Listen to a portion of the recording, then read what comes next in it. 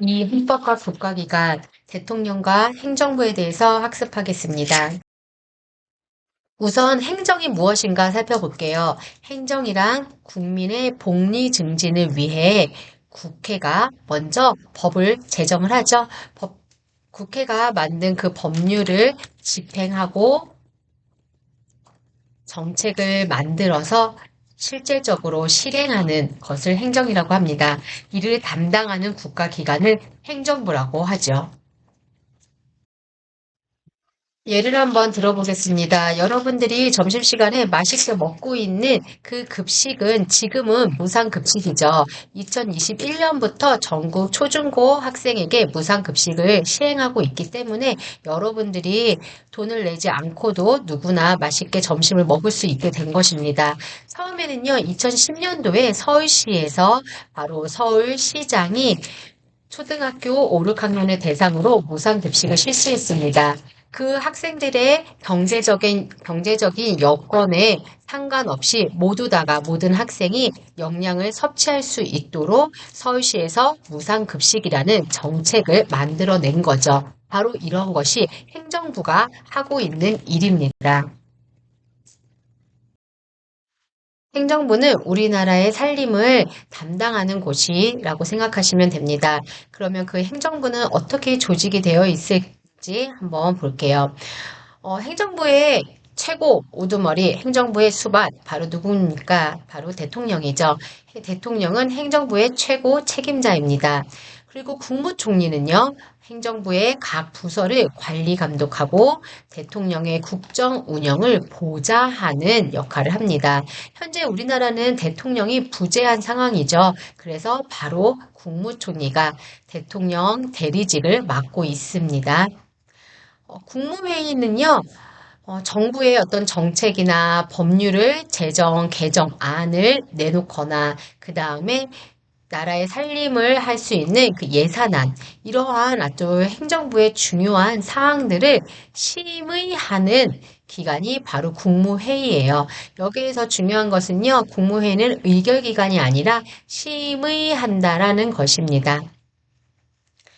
그리고 행정각부가 있습니다. 행정각부에는 뭐 여러분들이 알고 있는 교육부, 보건복지부, 그 다음에 행정안전부, 기획재정부, 기타 등등 뭐 여성가족부, 이러한 부처가 바로 행정각부예요. 행정각부는 각자의 그 부에 맞는 그 행정 사무를 처리하는 역할을 하겠죠. 감사원입니다. 감사원은요, 한번 이 로고를 한번 보시겠어요? 이 감사원의 이 로고가 대한민국의 그 정부 로고 표시와 좀 다른데, 이 표시는 어떤 것을 상징하는 걸까요? 음, 한번 수업 시간에 퀴즈를 내볼게요. 네, 바로 이거는요, 눈과 귀가 된다라는 거예요. 우리 국민의 눈으로, 그 다음에 국민의 귀가 되어서 우리 행정부가 그 예산을 잘 사용했는지, 공무원들이 업무 처리를 잘 하는지를 우리가 감독하고 감찰하겠습니다. 라는 기관이 바로 감사원입니다. 그러면 우리가 이제 앞서 대통령, 우리가 방금 간단하게 행정부 조직에 대해서 보았고요. 이번에는 대통령이 되려면 어떤 조건이 있는가 한번 짧게 보도록 할게요.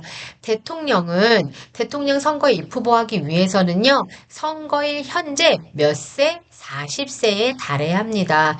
네, 여러분들이 나중에 대통령이 하고 싶어도 언제까지? 네, 40살 때까지는 기다려야 된다라는 거죠. 그리고 선거일 현재 5년 이상 국내에 거주해야 한다라는 조건이 있습니다.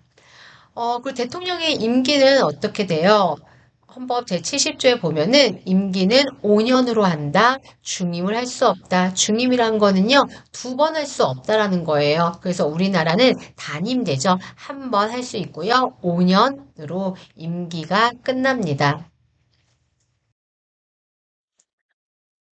대통령의 지위는 어떻게 되나요? 헌법 66조에 보면은요, 대통령은 국가의 원수이다.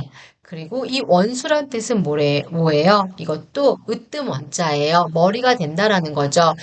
대통령은 우리 국가의 대표이다. 원수이며 외국에 대해서 국가를 대표한다라는 게 1항에 명시되어 있고 2항에 보면은 행정권은 대통령을 수반으로 하는 정부에 속한다라고 해가지고 대통령은 또 행정부 국가기관의 입법부, 행정부, 사법부에서 그 행정부의 수반, 행정부의 우두머리에 속한다라는 이야기입니다. 그래서 여기에 보면은요, 대통령의 지위는 어떻게 되는가? 바로 행정에 대해서 최종적인 권한과 책임을 짓는다. 바로 행정의 수반, 행정 수반으로서의 대통령을 말하는 것이고요. 두 번째는요, 국가의 최고 지도자다. 대외적으로 우리나라를 대표한다. 라고 했을 때는 바로 이때의 대통령의 지위는 국가 원수로서의 지위라고 할 수 있습니다. 이번에는 대통령의 권한에 대해서 살펴볼게요. 대통령은 크게 방금 본 것처럼 행정부 우두머리, 행정부 수반으로서의 권한과 국가 원수로서의 권한이 있었죠. 그 중에 첫 번째 행정부 수반부터 가보겠습니다. 여기요. 바로 대통령은요, 행정부를 통솔하여 법률에서 정한 내용을 실현시키는 역할을 한다. 바로 행정부의, 잠깐만 쓸게요. 행정부의 지휘감독, 지휘감독을 한다라는 거예요. 그리고 두 번째는요, 국군 통수요. 국군 통수라는 건 뭐냐면, 우리나라 그 국군을 최고 위에서 지휘하고 통솔한다라는 뜻입니다.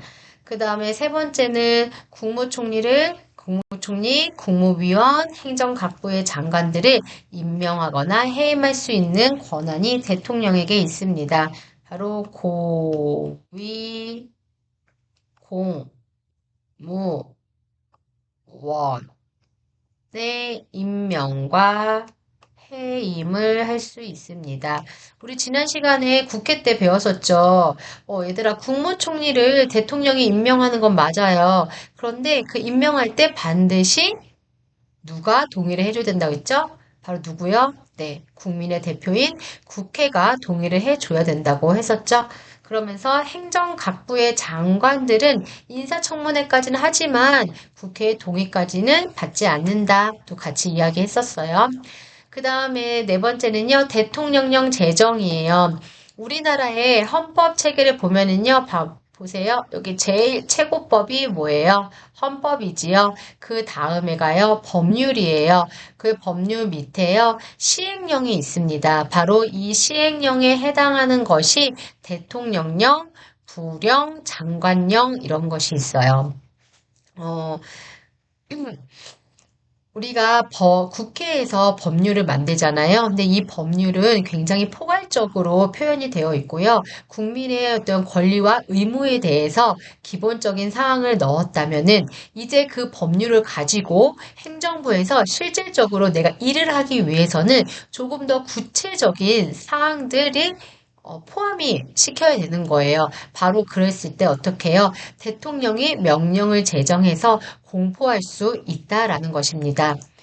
그 다음에 여기 마지막이요. 국회가 제정한 법률안을 거부할 수 있대요. 이거 뭐라고 했죠? 우리 국회 때도 배웠죠. 맞아요. 대통령이 가지고 있는 법률안 거부권, 거부권. 네, 바로 이것은요. 행정부가 가지고 있는 국회를 향한 견제할 수 있는 장치인 거죠. 입법부가요, 막 폭주해서 막 무리한, 과도한 법안을 계속 발의를 하고 의결을 해요. 그랬을 때 대통령이 그거를 어떻게 스탑 시킬 수 있는 방법, 바로 법률안 거부권 행사가 있습니다. 대통령의 권한, 국가 원수로서는 어떤 권한을 갖고 있는지 볼게요. 국가 원수, 국가의 우두머리라고 할 수 있죠. 바로 국가의 대표, 권한을 갖고 있습니다. 외국과의 조약을 체결할 때요. 그 다음에 외교사절 신임 접수요. 외국에서요. 대사관을 보냈어요. 그 신임장을 접수하는 역할이요. 그 다음 외국에 대한 전쟁을 선포하는 거요. 다 국가의 대표로서 대통령이 할 수 있는 권한입니다. 근데 이 굉장히 중요한 외국과의 조약을 체결하는 거, 외국에 대해서 전쟁을 선포하는 거 대통령 마음대로 그냥 해도 될까요? 그렇지 않겠죠. 그래서 바로 견제 장치가 마련되어 있습니다. 바로 어떤 거예요? 국회의 동의가 필요하다라는 거죠. 그 다음에 두 번째예요. 헌법기관을 구성합니다. 장들을 국가기관에 장들을 임명하는 것도 바로 대통령이 국가 원수로서 할 수 있는 일입니다. 대법원장, 헌법재판소장, 13명의 대법관, 감사원장은 바로 대통령이 국가 원수로서 임명을 하는데요. 이때 임명할 때도 마찬가지예요. 누구의 동의가 필요하다? 네, 국회의 동의가 필요하다. 세 번째입니다. 헌법 수호를 해야 하죠. 국가의 원수로서 하는 권한. 첫 번째가 아니죠. 네. 헌법 수호는 어떤 것이 있냐면, 헌법 76조에 보면은 이런 내용이 있어요. 대통령은 내후, 외환, 천재지변 또는 중대한 재정, 경제상의 위기가 있을 때 국가 안전 보장을 위해서 공공의 안녕 질서를 위해서 무엇을 할 수 있다? 바로 긴급 명령권을 발동할 수 있다라는 거예요. 그리고 또 하나가 있어요. 우리에게 너무나도 이제 친숙한 단어가 되었는데요. 바로 대통령이 지금이 전시사변에 준한다. 지금 국가가 비상사태다. 라고 생각이 되어질 때에 국가 안전보장을 위해서 무엇을 할 수 있다? 선포를 할 수 있다입니다. 그리고 또 하나가 있습니다. 어떠한 정당이요, 우리나라 대한민국의 민주질서에 어긋난다고 생각이 들었을 때에 헌법을 수호하기 위해서 그 정당을 해산해달라는 요청을 헌법재판소에다가 할 수 있습니다. 이 내용들은요, 수업 시간에 조금 더 보충 설명할게요. 네 번째예요. 국정을 조정하는 권한을 갖고 있습니다. 헌법 개정안을 제안하는 것도 대통령이 할 수 있는 거고요. 국회에서도 헌법 개정안에 대해서 의견을 낼 수 있겠죠. 그 다음에 국민투표를 실시하는 것도 대통령이 국가 원수로서 할 수 있는 일입니다. 네, 여기까지 우리 행정부와 대통령의 권한과 역할에 대해서 살펴봤고, 보충 설명은 수업 시간에 하도록 할게요. 수고하셨습니다.